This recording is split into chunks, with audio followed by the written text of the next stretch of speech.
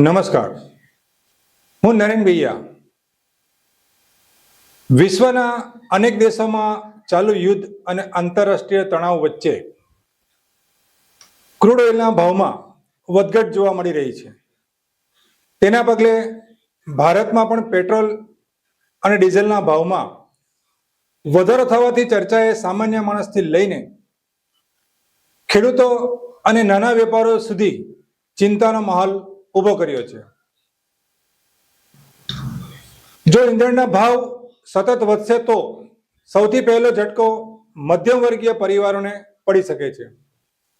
રોજિંદા વપરાશની વસ્તુઓ, શાકભાજી, દૂધ, અનાજ, ગેસ અને ટ્રાન્સપોર્ટ સહિતના ખર્ચમાં વધારો થવાથી ઘર ખર્ચનો બજેટ ખોરવાઈ શકે છે.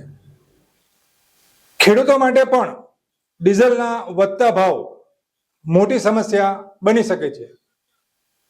ટ્રેક્ટર, પાણીના પંપ, ખેતીના સાધનો અને પાકના પરિવહન ખર્ચમાં વધારો થતા ખેતી ખર્ચ વધી શકે છે, જેના કારણે નાના અને મધ્યમ ખેડૂતો પર આર્થિક બોજ વધવાની શક્યતા છે.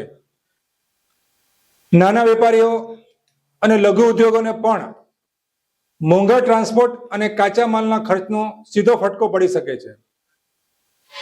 માલ લાવવા લઈ જવામાં ખર્ચ વધતા નફો ઘટી શકે છે, જેના કારણે નાના ધંધાઓ પર દબાણ વધી શકે છે. જો કે ભારતની અર્થવ્યવસ્થા મોટી અને મજબૂત હોવાને કારણે સરકાર દ્વારા ટેક્સમાં રાહત, સબસિડી અથવા અન્ય આર્થિક પગલાં લેવાય તો મોંઘવારીને અમુક હદ સુધી નિયંત્રિત કરી શકાય તેવી શક્યતા પણ વ્યક્ત થઈ રહી છે. હવે જોવાનું એ રહેશે કે વૈશ્વિક પરિસ્થિતિ આગામી દિવસોમાં કઈ દિશામાં આગળ વધે છે અને તેની ભારતના સામાન્ય નાગરિકો પર કેટલી અસર પડે છે. આવી વૈશ્વિક અનિશ્ચિતતા અને મોંઘવારીની પરિસ્થિતિમાં સામાન્ય નાગરિકોએ પણ આર્થિક સાવચેતી રાખવાની જરૂર હોવાનું નિષ્ણાતો માની રહ્યા છે. સૌથી પહેલા ઘર ખર્ચનું યોગ્ય આયોજન કરવું જરૂરી બની શકે છે. બિનજરૂરી ખર્ચ ટાળવો, ઉછેરના ખર્ચમાં ઘટાડો કરવો અને આવક પ્રમાણે બજેટ બનાવી ખર્ચ કરવો વધુ યોગ્ય માનવામાં આવે છે. ખેડૂતો માટે ડીઝલ અને ખેતી ખર્ચ બચાવવા આધુનિક સિંચાઈ પદ્ધતિ, સોલાર પંપ, સહકારી ખરીદી અને ઓછા ખર્ચવાળી ખેતી પદ્ધતિ અપનાવવી ફાયદાકારક બની શકે છે. નાના વેપારીઓએ વધુ સ્ટોક ભરવાના બદલે માંગ પ્રમાણે માલ ખરીદવો, ખર્ચ નિયંત્રણ રાખવું અને ડિજિટલ વ્યવહાર તેમજ નવા ગ્રાહકો સુધી પહોંચવાના માર્ગો અપનાવવા જોઈએ. મધ્યમ વર્ગીય પરિવારો માટે થોડો બચત ફંડ રાખવો જરૂરી. વીમો અને આરોગ્ય ખર્ચ માટે પૂર્વ તૈયારી રાખવી પણ મહત્વપૂર્ણ બની શકે છે.